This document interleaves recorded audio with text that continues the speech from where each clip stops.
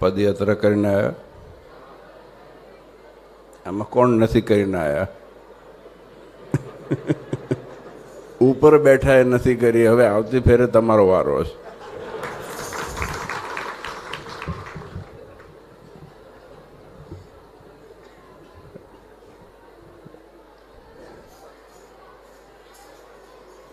શાસ્ત્રમાં તો બહુ મહિમા લખ્યો છે. એવું કીધું છે કે એક ડગલે અશ્વમેઘ યજ્ઞનું પુણ્ય મળે, પણ તમને પુણ્ય મળશે તો કરશો શું? આ ભગવાન મળ્યા છે, સંતો મળ્યા, હરિભક્તો મળ્યા, આનાથી વધારે હવે શું કરવાનું છે? પણ પ્રયત્ન ચાલુ રાખવાના છે. મહારાજ કે પૂર્ણ કામ માની લે પોતાની જાતે, વચનામૃતની વાત છે. એ ક્યારે પણ કરવું નહીં. સતત પ્રયાસ ચાલુ રાખો. ભગવાનનું અનુસંધાન હંમેશા ચાલુ રાખો. એટલા માટે આપણે ઉત્સવ સમયા પ્રસંગ પ્રધાન આપણો સંપ્રદાય છે, જેમાંથી ઘણા બધા શીખ્યા છે. શીખ્યા છે.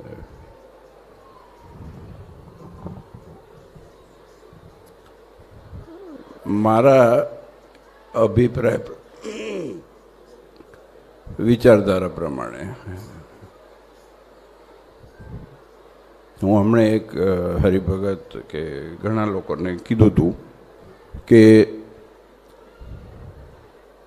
આપણા પગ પડે ને એ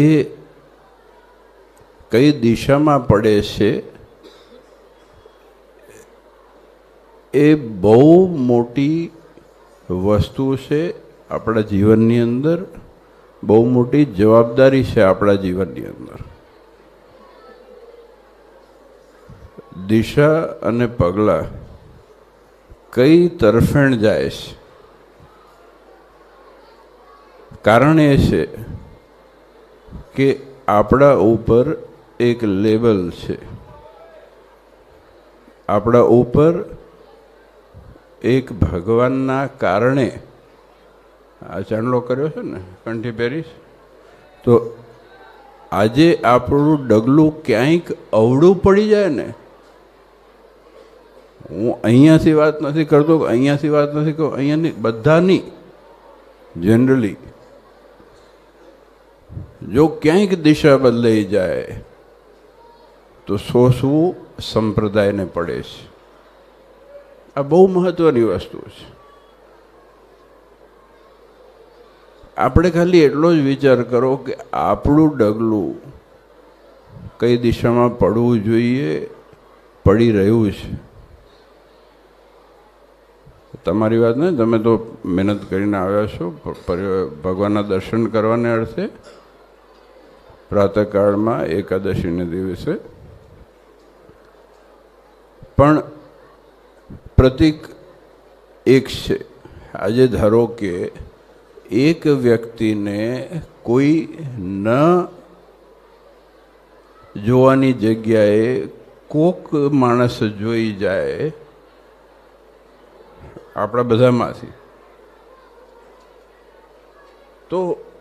તો એની અસર તમને નથી થવાની, આ સંપ્રદાયને થવાની છે. આ વાસ્તવિકતા છે કે નહીં? તો આપણા બધા ઉપર કેટલી મોટી જવાબદારી છે. હું એમ કહું કે મારી જવાબદારી છે, સંતો એમ કે મારી જવાબદારી, હરિભક્તો કે મારી જવાબદારી, એવી નહીં, આપણી વ્યક્તિગત જવાબદારી છે.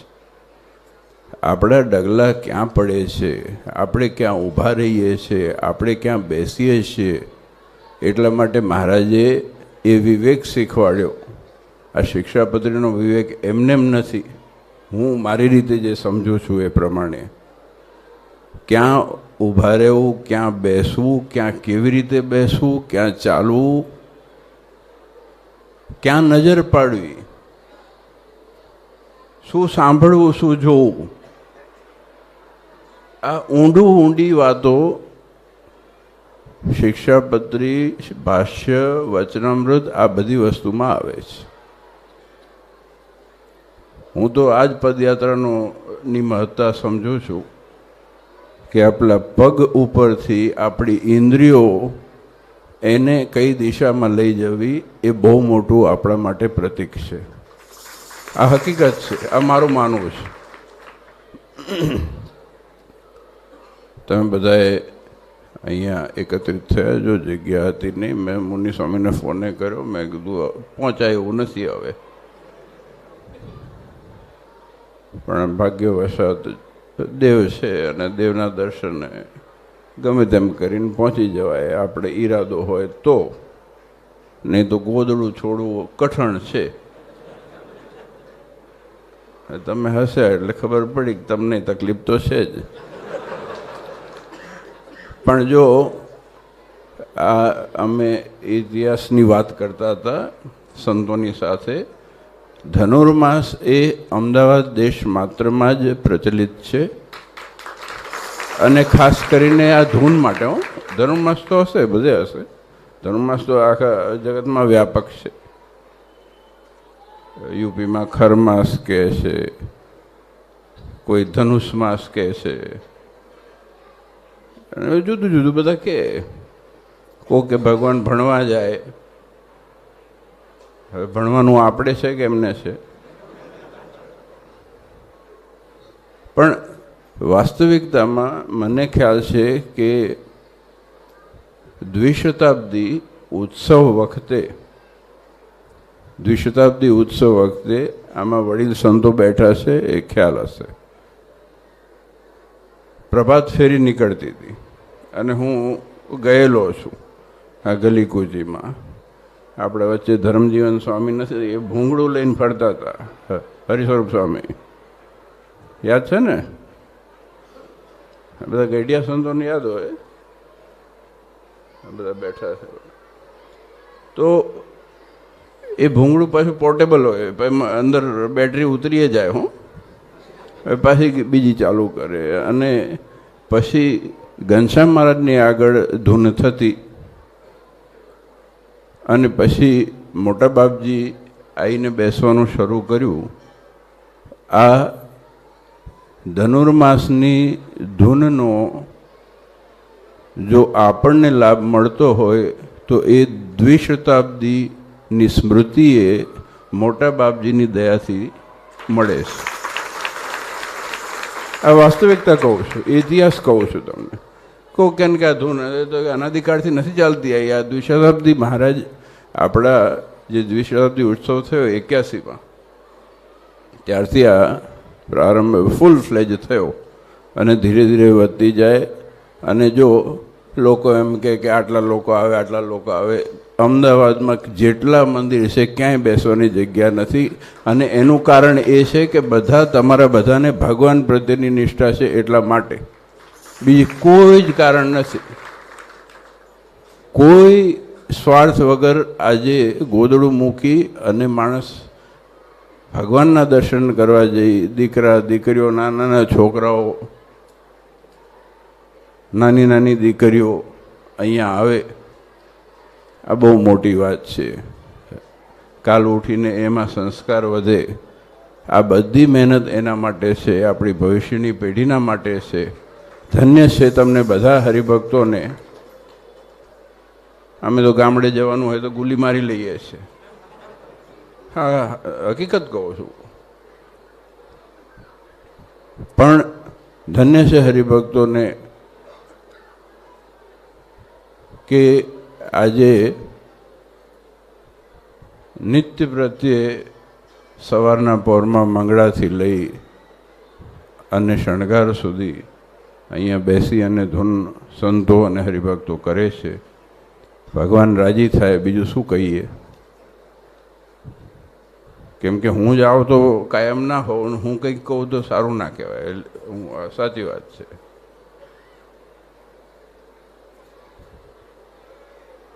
પણ ભગવાનની કેટલી કૃપા છે તમે વિચાર તો કરો. ગઈકાલે જ મને સંતો વાત કરતા હતા કે 8-9 જગ્યાએ શાકોત્સવ છે.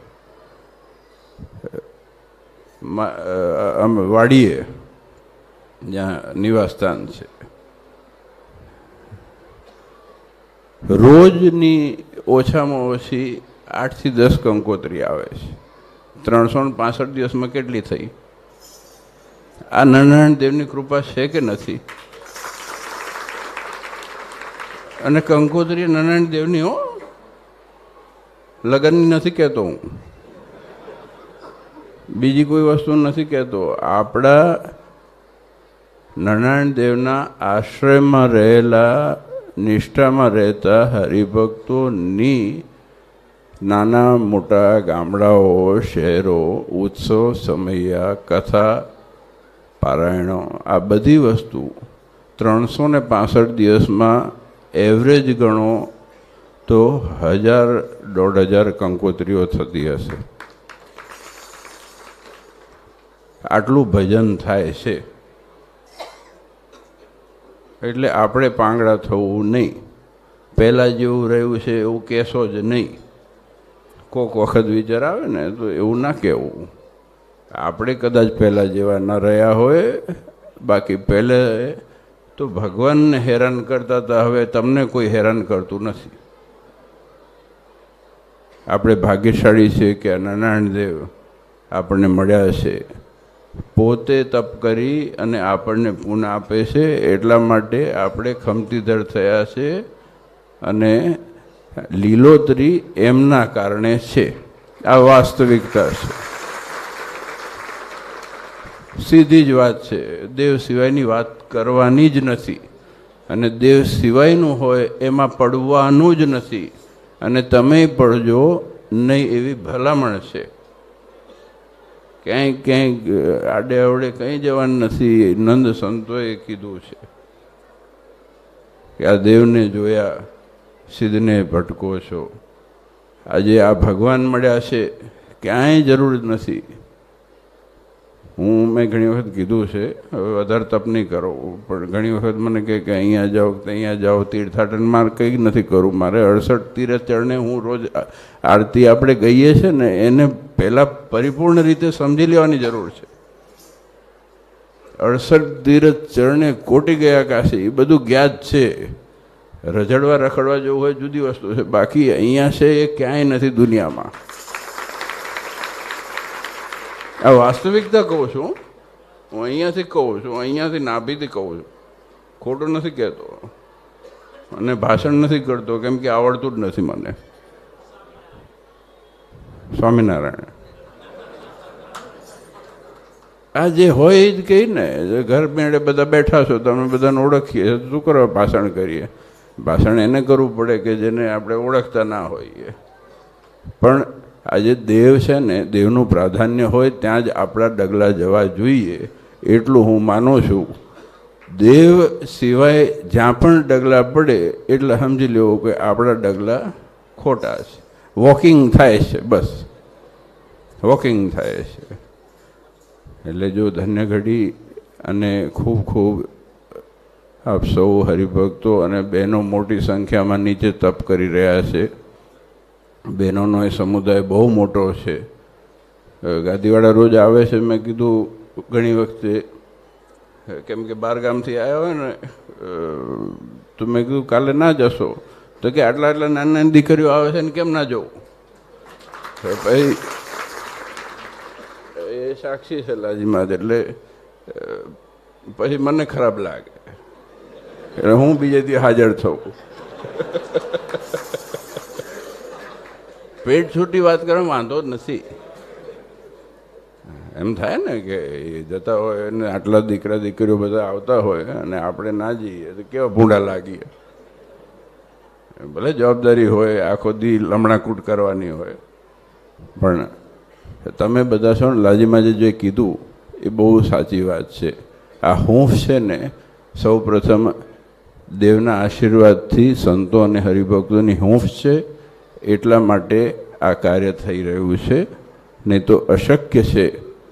ખાલી એક વાત તમને કરી હોય ને આટલી સંખ્યામાં હરિભક્તો એકત્રિત થાય અને આપણો શાકોત્સવ આવી રહ્યો છે. અને એના પહેલાં રામ જન્મભૂમિ 22મી તારીખે એની પણ ઉજવણી દરેક ગામડાઓના હરિભક્તોને મેં પહેલાં વાત કરી હતી એ પ્રમાણે આપણા બધા મંદિરોમાં બધા દીવાથી શણગારી, અને કારણ કે આપણું ગૌરવ છે, આપણી પરંપરા છે. એટલે મેં ગઈકાલ કે પરમ દિવસે બધા ગામડામાં જતા કહીએ છીએ કે ગામની અંદર નાનામાં નાનું મંદિર હોય ત્યાં દીવાથી, આસોપાલોથી, પ્રાકૃતિક જેટલી વસ્તુ એનાથી આપણે શણગારીએ. અને પછી રોટલા અને રીંગણા કઈ તારીખ છે આપણે 28 તો છે જ, એની મોટી ઉજવણી એની પછી થશે આપણે.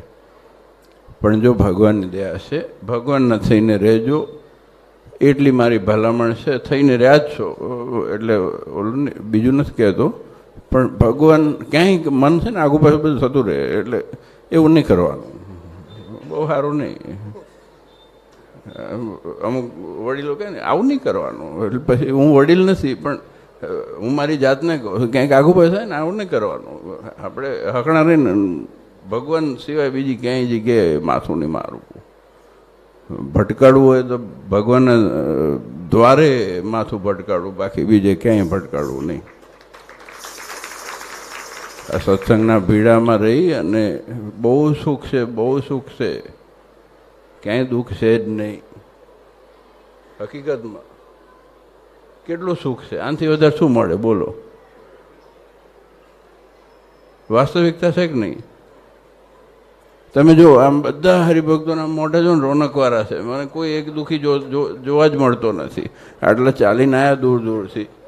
મેં મહંતને કીધું, મેં કીધું તમે ગાંધીનગરથી ચાલીને આવવાનું, મને કંઈ હોતું હશે કે આટલું દૂર છે?